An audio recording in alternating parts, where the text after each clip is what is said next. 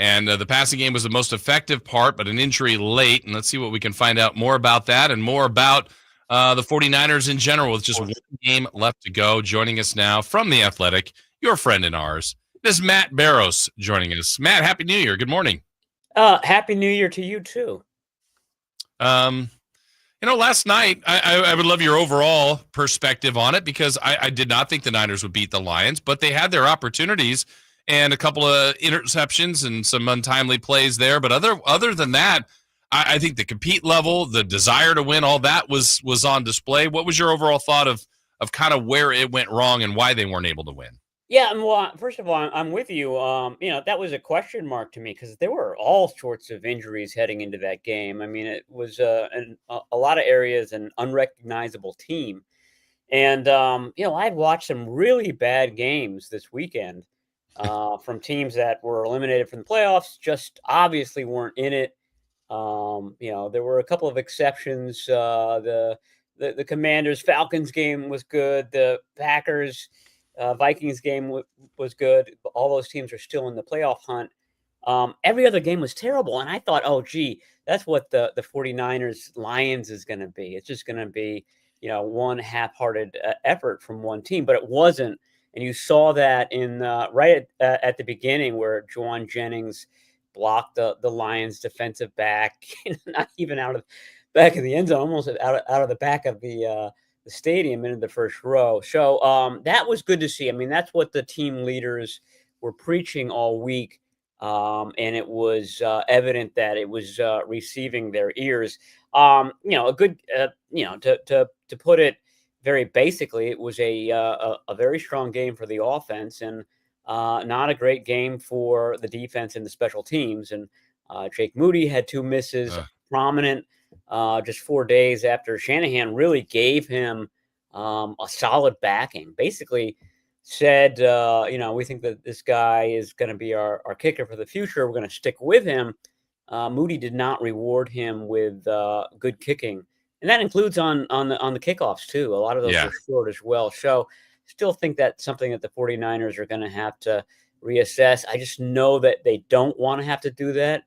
That's Kyle Shanahan's MO is like, oh, gee, I don't want to have to think about special teams. I drafted this guy early. I wish I could just kind of let it go off on its own. But a lot of games lost because of the special teams this year. And you wonder if that unit were solid, how many of those games could have turned into W's and whether that meant the 49ers were still kind of in the thick of things right now. Yeah, even at the end of, speaking of Moody, as we're talking with Matt Barrows from The Athletic, joining us courtesy of Stockton Honda. Matt, he missed the extra point that was critical, but or a couple of them, or he missed the last one, I should say. But I also know that onside kick, I mean, they had no chance. He just kicked that like the ball was on fire. I mean, that had no chance to get the hop. It just went right out of bounds. And these are little things that I know you've said in the past that, and you're right, that Kyle Shanahan just kind of just wants the special teams just to do their job and doesn't seem to spend a lot of time on it. But it really does hurt them. And I got to wonder about Moody's future, even after that vote of confidence. I think at the very least, you have to bring in a veteran to compete with him. It sends the wrong signal to the team, I think, if you don't. Because he hasn't been good this year. He's missed 9 kicks. And really is struggling right now. So, we saw, I guess it was for the Commanders, Zane Gonzalez was here briefly. He's doing fine. A lot of veterans who have been through here, kind of filling in for Robbie Gould in recent years, filling in for Moody this year. I don't see the harm in A, having competition, and B, making that a focus of training camp. So that special teams is more of a focus. Shanahan's there watching the special teams, kind of sending the signal that, okay, this is going to be a bigger priority for us next year. And see how Moody does. I mean, if he comes out and wins that can only help his confidence. I got to think everything you just described is describing a guy who's struggling right now, who's struggling with his confidence. That's gotta change if you're going to rely on him next season. How's Brock Purdy? I know he left the game late. Well, actually, I thought he was having a pretty good game. The 2 interceptions were important, but I mean, his rushing touchdown, his 3 touchdowns he threw, had a big yardage total day. Kind of played with a lot of spirit and a lot of fire. But how's he feeling after that loss? He was a little bit concerned, I'd say, is the word. The initial test at Levi Stadium showed that the UCL, the ligament that was torn in Philadelphia almost 2 years ago, was okay, and that the suspicion was that he just hit it so awkwardly that the arm went numb. Brock Purdy described it as heavy.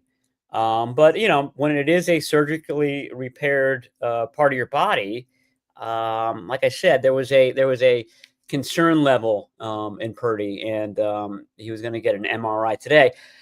The unfortunate part is that Shanahan is speaking at 11 a.m. with reporters, and I'm not sure whether the MRI results will be in by then. So I don't know how that information is going to come out later today, but they should have a good read on it. Like I said, the initial take was that okay, the elbow is going to be fine long term. Whether that includes the Cardinals' finale on Sunday, I'm not sure, but more details to come.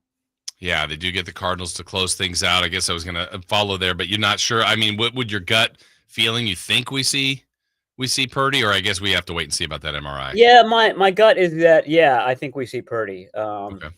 there. He wants to play his hometown. Interesting. He and Ricky Pearsall started to have a real connection. And they've worked at that. Pearsall missed basically all of August and then the first month and a half of the season after the gunshot wound. And it was clear that these are two guys that hadn't played a lot together. And they made it a point to stay after practice. Their lockers are right next to each other. So there was a lot of kind of catching up that they did during the season. And you saw the fruits of that on Sunday. Both of those guys are from the Phoenix area. They've gotten to know each other and like each other. I think both of them would love to have sort of a similar connection in their hometown. Matt, what kind of impact has the win-loss record and the way Brock has played this year, part of that, impacted his potential payday and the Niners' decision on him in this offseason? Yeah, I don't think. I think at the end of the day, really the take from the team is no different than it was last year. No, they're not winning as much. Yes, his numbers have diminished a little bit from last year, but I think there's an understanding of what he was going through, the challenges that he was facing, and Pearsall is one of them. He's one of their top 3 receivers now, and there was no off season between the two of them really, and certainly no training camp. So that's just one of I could tick off 5 things that are different, that are worse this year than last year. Brandon Ayuk being a major part of that. Christian McCaffrey's absence being a major part of that.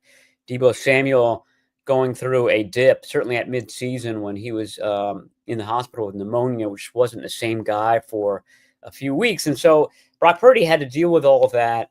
And there are people out there that think that this year, when you consider those obstacles, was his most impressive year because he wasn't awful.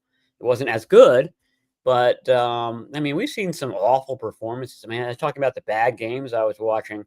CJ Stroud in Houston put up a real stinker. And I'm thinking to myself as I'm watching that, what if Purdy put up that kind of game now? I mean, nobody in Houston is calling for the Texans to bail on Stroud.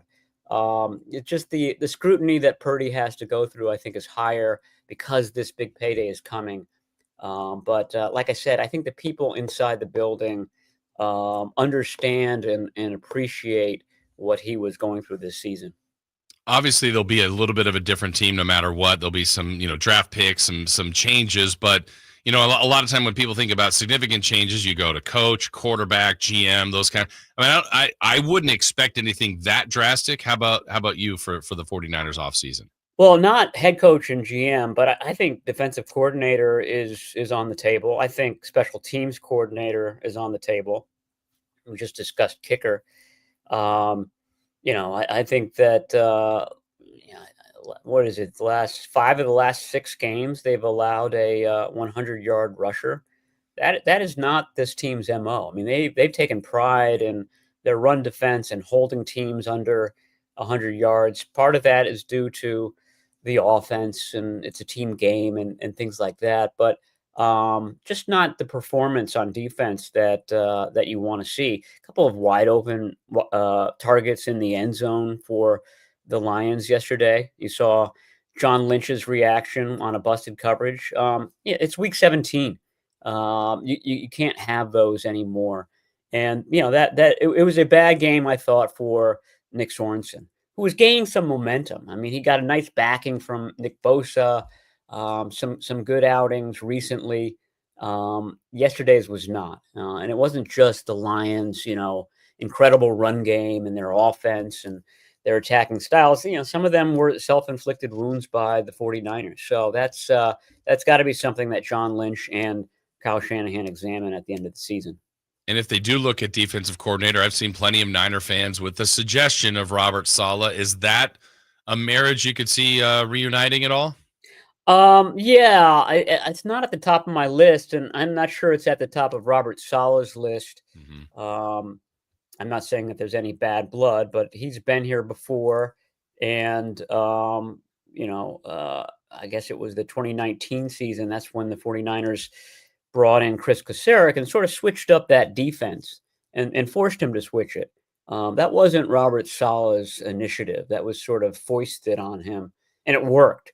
But I think that if he had his druthers, he would have more autonomy. Get to have a bigger voice wherever he goes. The guy I would say is the leader in the clubhouse is Jeff Ulbrich, who the 49ers tried to get this past offseason. Couldn't pry him from the Jets because he was under contract. He's likely going to be available. He's from this area. He played for the 49ers. He's friends with Kyle Shanahan from their days in Atlanta. So a lot of that makes sense.